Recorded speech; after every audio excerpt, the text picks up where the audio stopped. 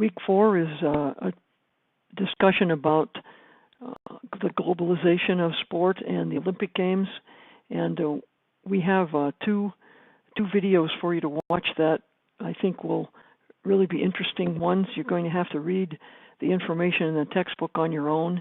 I'm not going to go over the slides from the textbook on this week, but I think if you watch the videos that are in here for you, you will get a lot out of it and be able to do well on the exam. And this week is also your midterm exam, so this is a big week for you. You have discussion questions and the exam and watching the videos and reading, making sure that your textbook is up to date with your reading.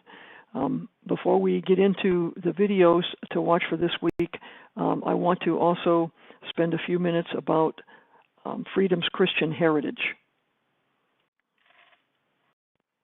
In week 4, we want to continue to talk a little bit more about the documents, the first documents that were written when our country was first formed, keeping in mind always Psalm 33:12, blessed is the nation whose God is the Lord.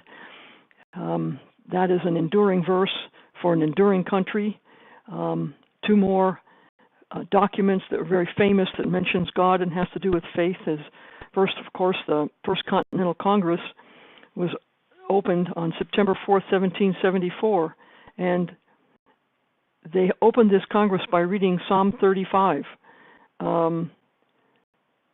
and it talks about God's people, and it was headed by a verse that refers to Lord as the avenger of his people in Psalm 35. So in this First Continental Congress, it was started with a scripture verse based on God and the Bible, and then, of course, the Gettysburg Address that says that we here highly resolve that these dead shall not have died in vain, that this nation under God shall have a new birth of freedom, and that the government of the people, by the people, and for the people shall not perish from the earth, that this nation under God. We would never write documents for our country now and use that phrase.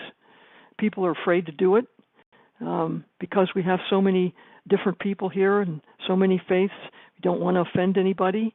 But our country was founded on the basis of Christian principles, the Bible, and God.